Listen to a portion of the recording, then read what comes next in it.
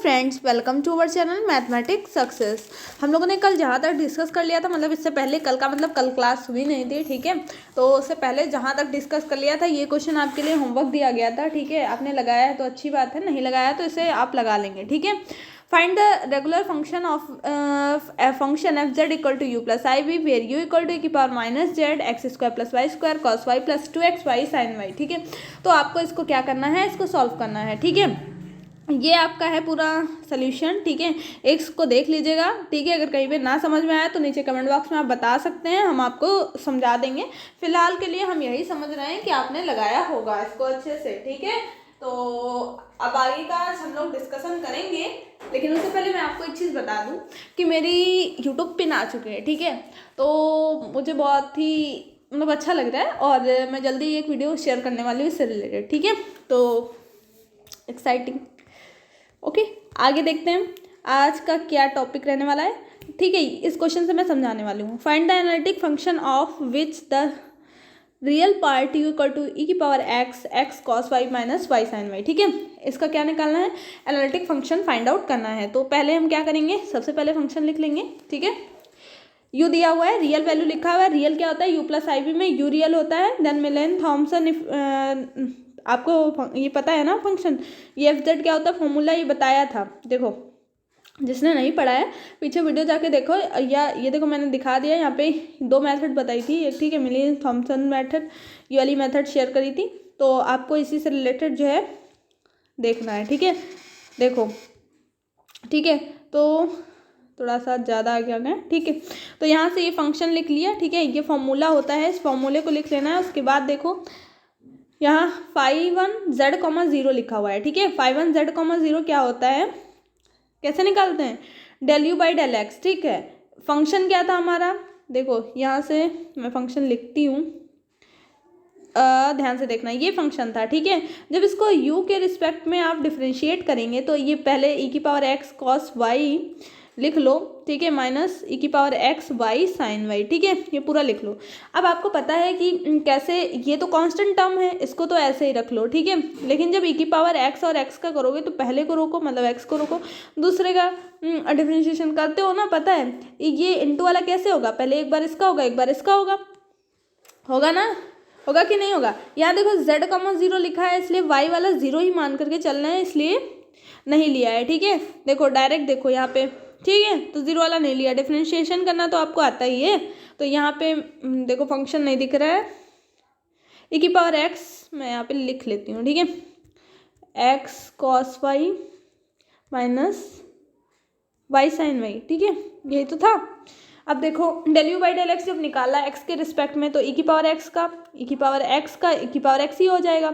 और ये आप ऐसे ही रखेंगे, जब यहाँ y 0 रखेंगे, देखो x इक्वल टू जेड रखा हुआ है, y इक्वल टू 0, तो ये पूरा 0 हो जाएगा। तो आपके साथ केवल क्या बचेगा, x कॉस वाई बचेगा, ठीक है। प्लस अब जब यहाँ पे इधर मतलब इस वाले में भी करेंगे आप, एक बार तो इसको कर लिया और इनका मतलब इनको ऐसे ही रखा, अब इसको ऐसे ही रखेंगे और इनको करेंगे। तो जब x कॉस वाई का करोगे, ब्रैकेट में रखो, x का तो 1 हो जाएगा, हो जाएगा या नहीं होगा, या नहीं होगा, होगा ना, x का 1 हो जाएगा। और कॉस वाई x का 1 होगा, मीन्स 1 तो लिखा नहीं जाएगा।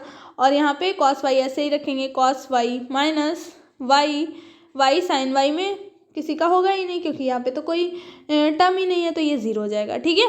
समझ में आया। देखो मैंने यहाँ पे उल्टा किया है, तुम्हें समझने में कोई दिक्कत ना हो, मैं समझा दूँ इसमें भी। तो e की पावर x वाले में यहाँ पे ये जो मैंने बाद में भी बताया वो यहाँ पे पहले लिखा हुआ है, जो यहाँ पहले बताया था वो बाद में। अभी हम बाद में यहाँ पे y इक्वल टू 0 पुट करेंगे, ठीक है। अभी यहाँ पे पुट नहीं हुआ है, ठीक है।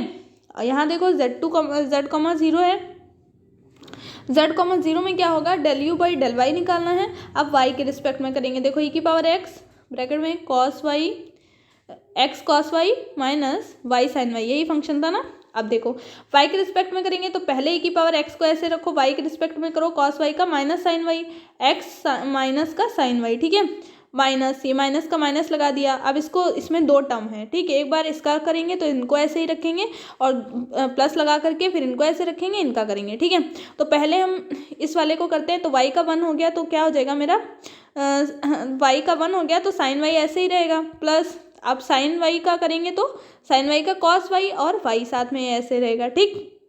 ये तो होता है डिफरेंशिएशन। देखो यही लिखा हुआ है यहाँ पे, ठीक, समझो।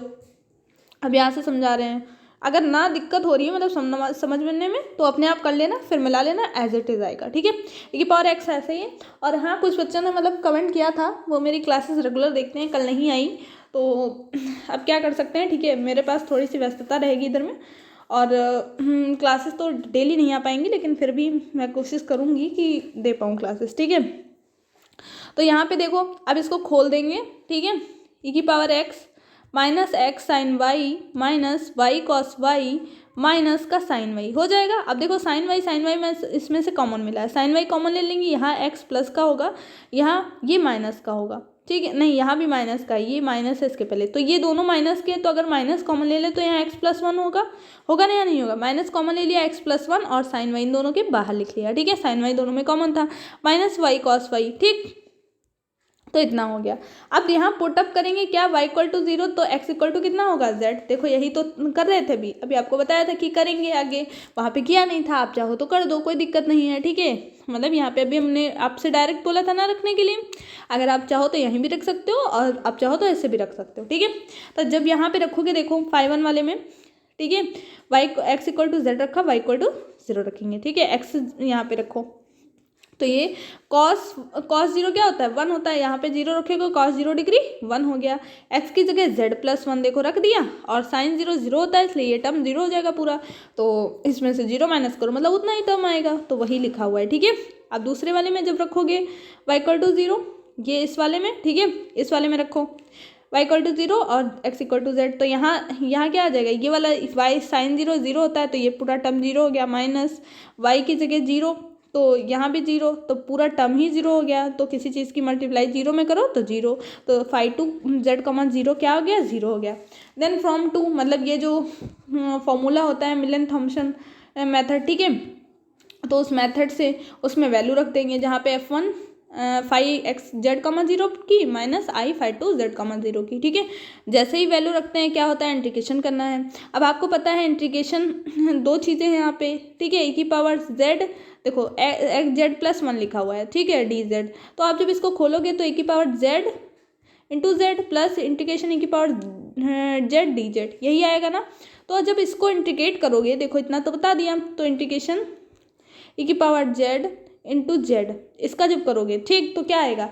आप कैसे करते हो, ठीक है, कैसे करते हो इंटीग्रेशन, पहले को ऐसे ही रखा, दूसरे का इंटीग्रेशन z²/2, दूसरा मतलब अब इसमें किसको फर्स्ट लेंगे, किसको सेकंड, मतलब आपको पता है एक्सपोनेंशियल वाले को फर्स्ट पहले देते हैं, ठीक है।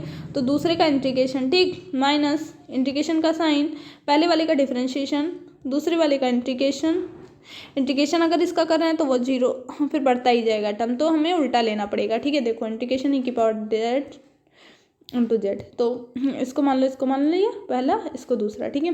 तो देखो पहला को ऐसे ही रोका, z को ऐसे ही रोका, e की पावर z का z माइनस इंटीग्रेशन का साइन, पहले का डिफरेंशिएशन 1 हो गया ना, z का डिफरेंशिएशन, दूसरे का इंटीग्रेशन मतलब e की पावर z का इंटीग्रेशन, दूसरा e की पावर z प्लस c, यही होता है ना।